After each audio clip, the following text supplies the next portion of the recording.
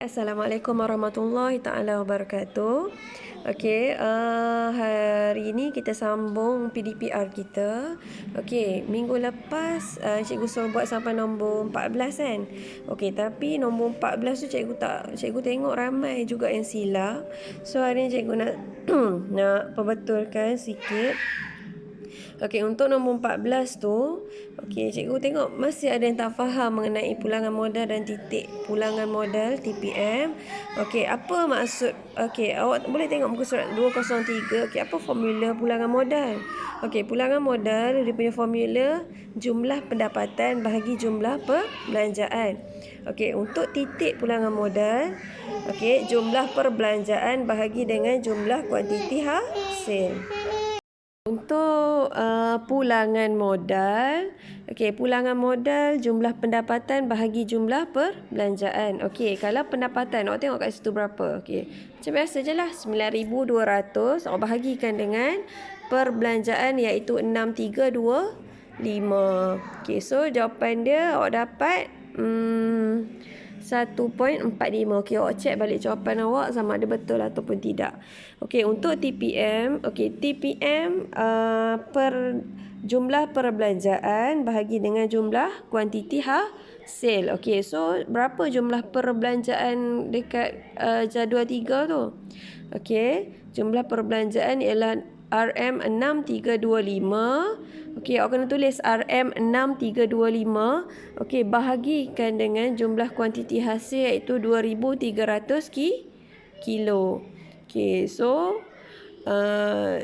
TPM dia awak akan dapat RM 2.75 okey per kg.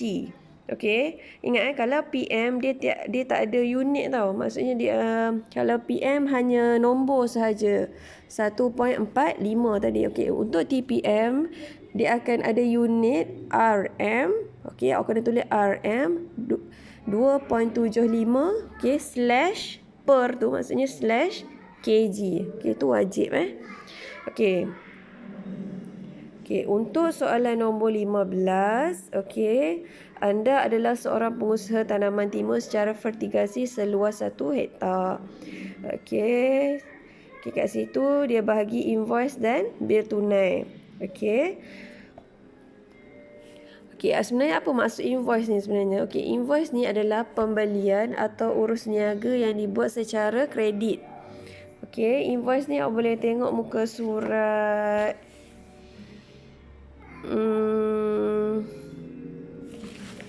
dia semasa. Okey.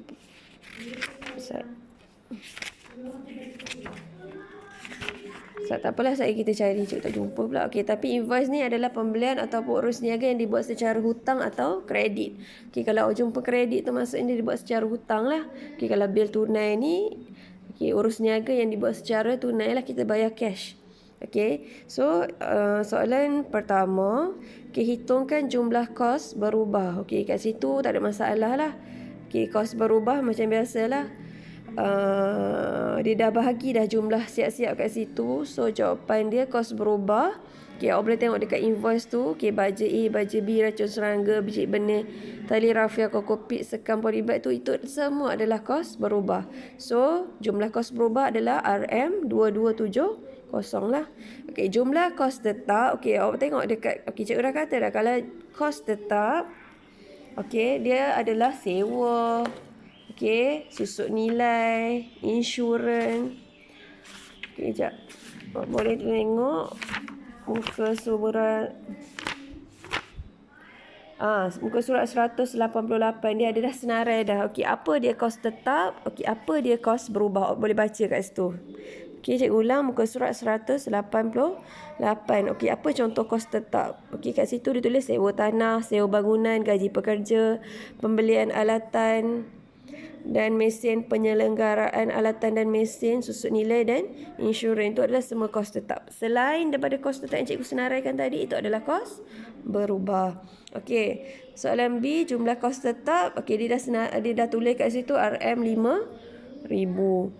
Okey, jumlah kos C, jumlah kos perbelanjaan. Okey, jumlah kos perbelanjaan adalah hasil tambah kos berubah tambah kos tetap. So, awak tambahkan kos berubah tadi adalah RM2270 tambahkan dengan RM5000. So, jawapan dia awak akan dapat 72 RM7270. Okey, nombor 16 tu, apakah perbezaan antara invoice dan bil tunai?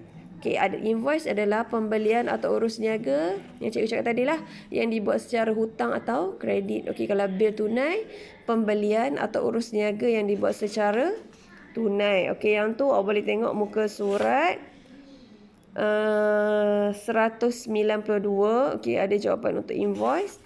Dan 195 ada jawapan untuk bil tunai. Okey, nyatakan nombor 17. Nyatakan 3 cara memperoleh modal untuk memulakan bidang usaha. Dia kata nyatakan sahaja, dia tak suruh huraikan. So, ada 3 markah kat situ. So, kena ada 3 cara lah. Okey, so jawapan dia ada dekat muka surat 187. Okey, seterusnya nombor 18. Okey, Encik Hakimi bercadang menanam cili api menggunakan kaedah vertigasi. Berikut adalah belanjawan projek penanaman cili tersebut. So, okey, untuk nombor 18 ni dia dah sediakan dah tapak. Okey, dia dah sediakan dah tapak. Okey, awak boleh buat kat sini. Okey, awak boleh buat buat kat sini. Okey, awak bahagikan kepada 3. Okey, bahagikan kepada 3 macam yang hari Ahad sebelum ni lah. Okey, untuk kolom pertama, okey, untuk kolom pertama awak kena isi apa? Kena isi item. Okey, yang kedua, okey, untuk kedua awak kena isi cost ataupun dalam kurungan RM. Okey, untuk kolom ketiga, amount dalam kurungan RM. Okey, lepas tu awak bahagikan kepada 4. Okey, yang pertama adalah pendapatan, kedua perbelanjaan, yang ketiga jumlah kos perbelanjaan dan keempat keuntungan. So, cikgu akan tulis, cikgu akan attach kat sini jawapan, lepas tu awak tolong isi. Okey, untuk pertama pendapatan. Okey, pendapatan cikgu dah bagi tahu dah hasil darab harga. Ingat kalau pendapatan H darab H. Okey, so harga darab hasil. So, tapi kat situ dia ada bagi pula bilangan pokok. Hasil adalah 2.5 kg untuk satu pokok. Per pokok tu maksudnya untuk satu pokok. Tapi bidang usaha ni dia ada bilangan, ada 9,000 pokok. So, nak buat macam mana? Okey, harga RM RM5. Awak darabkan dengan 2.5 kg. Okey, lepas tu awak kena darabkan pula dengan 9,000 pokok. Okey, so awak akan dapat pendapatan dia lah. Okey, so yang kedua, perbelanjaan. Okey, perbelanjaan awak kena bahagikan kepada 2, kos berubah dan kos tetap. Okey, awak kena senaraikan semua kos berubah dan awak kena senaraikan semua kos tetap. Okey, kos berubah start dengan benih cili. Okey, start dengan benih cili, polybag, dulang semayan, pit moss, kokopit, sekam bakar, baja vertigasi, racun kimia, penyediaan tapak dan memungut hasil. Okey, yang cikgu senaraikan tu adalah semua kos berubah. Okey, awak tambahkan semua, awak senaraikan dan bawah sekali tambahkan. Okey, kos tetap pula, okey, iaitu sewa tanah, susut nilai alatan pengairan dan insurans tu adalah kos tetap. Okey, senaraikan dan tambahkan jumlah kos tetap tu lah. Okey, seterusnya kolom nombor untuk nombor 3 adalah jumlah perbelanjaan. Jumlah perbelanjaan awak tambahkan lah. Okey, jumlah kos berubah tambah jumlah kos tetap. Okey, yang keempat adalah keuntungan. Okey, apa formula keuntungan? Keuntungan adalah pendapatan tolak perbelanjaan. Okey, tadi pendapatan Okey, yang awak darabkan tadi hasil, darab harga, darab bilangan pokok tu. Okey. Lepas tu pendapatan. Okey, awak tolak dengan jumlah perbelanjaan tadi. Yang tadi sebelum keuntungan tadi awak dah dapat jumlah perbelanjaan. Okey, so awak tolak kan.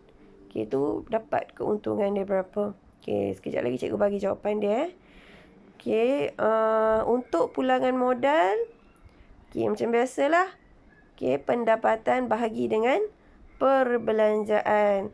Okey, untuk TPM, titik pulangan modal adalah perbelanjaan bagi kuantiti hasil dia. Okey, hasil dia tu adalah 2.5 kg darab dengan 9,000 Okey, bukan ambil 2.5 kg saja. Okey.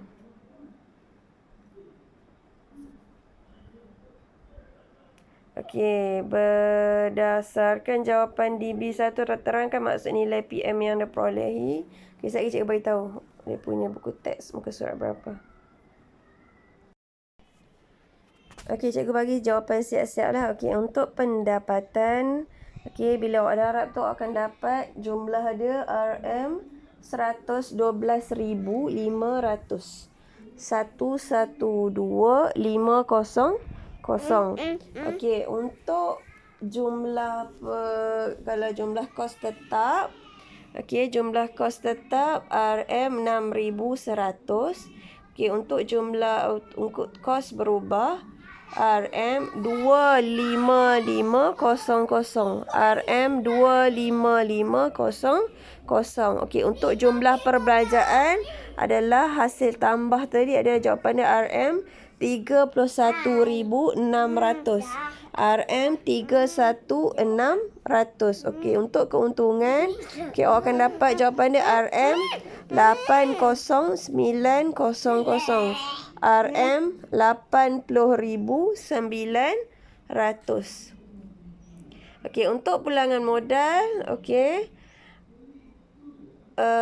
Pendapatan bahagi perbelanjaan. Okey, so pendapatan tadi RM 112,500. RM 112,500 awak bahagikan dengan perbelanjaan. Perbelanjaan tu adalah jumlah perbelanjaan lah. RM 31,600. So jawapan dia 3.56. Okey, untuk TPM, titik pulangan modal. Okey, titik pulangan modal perbelanjaan bahagi kuantiti hasil. So perbelanjaan adalah RM 31,600. Okey, awak bahagikan dengan kuantiti hasil. Okey, kuantiti hasil tu adalah apabila awak darabkan dengan 9,000 pokok tu lah. Okey, so RM 31,600. Okey, bahagikan dengan 22,500 kg. 22,500 kg awak akan dapat RM 1.40 per kg. Ingat cikgu kata kalau TPM, okey, mesti kena ada unit RM. Okey, nilai yang awak kira tu perkan dengan kg. RM 1. Awak akan dapat jawapan RM 1.40 per kg. Okey, untuk C, berdasarkan jawapan DB1, terangkan maksud nilai PM yang diperolehi. Okey, awak boleh tengok muka surat 203 buku teks. Okey, dekat warna kuning tu. Okey, apa dia kena caption dia? Okey, jawapan dia awak kena ambil apa nilai PM tadi berapa? Okey, nilai PM tadi awak akan dapat 3.56. So ayat dia 3.56 bermaksud setiap ringgit modal mendapat pendapatan RM 3.56 dengan keuntungan RM 2.56. Okey, keuntungan tu okey sebab PM ni okey adalah dia setiap RM, setiap RM1 yang kita laburkan. So Sebab apa keuntungan RM 2.56? Awak kena tolak dengan sebab PM awak dapat jumlah 3.56. So, keuntungan tu awak kena tolak RM1 daripada, kena tolak RM1 lah. So, jawapan dia RM 2.56. Okey, cikgu ulang. Jawapan dia C adalah 3.56, bermaksud setiap ringgit modal mendapat pendapatan RM 3.56 dengan keuntungan RM 2.56. Okey, untuk soalan last sekali, soalan 20. Okey. Okey, jadual di bawah menunjukkan maklumat satu bidang usaha tanaman. Okey, dia bagi kat situ ada kos tetap, kos berubah pendapatan ambilan dan kos luar jangka. Okey, awak ingat kos luar jangka ni memang selalunya kos luar jangka mesti 10%. Okey, apa dia kos luar jangka ni? Adalah kos kita tak jangkakan perkara itu berlaku. Okey, contohnya kita buat satu bidang usaha kan. Okey. Okey, selain daripada modal yang kita dapat, okey, kadang-kadang kita tak jangkakan benda yang maksudnya nak kata apa? Perkara yang tak jangka lah, seperti bencana alam, seperti hujan, okey, sambungan sistem fertigasi rosak ke. So, dia akan bagi kesan kepada tanaman awak tu. Okey, contoh tiupan angin yang kuat ke. Okey, awak boleh rujuk muka surat 188. Okey, boleh tengok. Okey, apa dia kos luar jangka ni. So, mesti okey, daripada jumlah perbelanjaan yang awak dah tu, awak kena tambah lagi dengan 10%. 10% tu kita jangkakan lah. Kita buat macam selalunya lah, tak banyak, selalunya 10% lah. Daripada kita kena tambah pula 10%. Okay, contoh perbelanjaan kita 5,000. Okey, lepas tu kita kena tambah pula dengan kos luar jangka, sebab kita tak jangka perkara itu berlaku. Contoh kita 10% daripada jumlah perbelanjaan. Okey, jumlah perbelanjaan kita lah. Okey, tu awak akan dapat jumlah kos luar jangka awak. Okey, so hitungkan jumlah kos luar jangka. Okey, dia punya formula adalah 10% darab dengan jumlah perbelanjaan awak. Okey, so 10% darab dengan kos tetap dengan kos berubah. Maksudnya awak tambahkan dulu kos tetap tambah kos berubah. Okey, RM 6,000 tambah dengan 3,000. Okey, so dapat jumlah dia berapa? 9,000 lah, betul? So 10% untuk kos luar jangka, 10% darab dengan RM 9,000. So jawapan dia, dapatlah jawapan dia adalah 900, RM 900. Okey, untuk modal permulaan, okey, muka surat 188 juga. So modal permulaan ialah terdiri daripada kos tetap dan kos berubah. So okey, untuk pengiraan modal permulaan ialah okey, RM 6,000 tambah RM 3,000 tambah pula dengan RM 900. Maksudnya awak tambah pula dengan kos luar jangka modal permulaan tu. Okey, so jawapan dia adalah 9,900. Okey, untuk keuntungan, formula dia ingat pendapatan tolak perbelanjaan. So pendapatan 18,000 tolak dengan RM 9,900.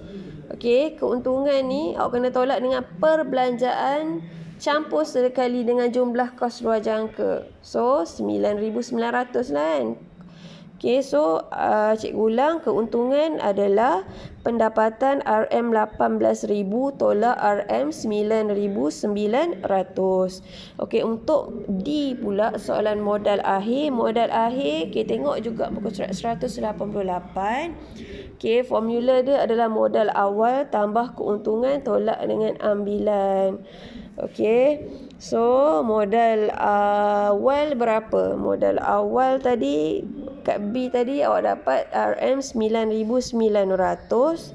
Okey, tambah dengan keuntungan. Okey, keuntungan RM8,100. Okey, tolak dengan ambilan 1,200. So, awak tolak. So, dapatlah jumlah dia nah.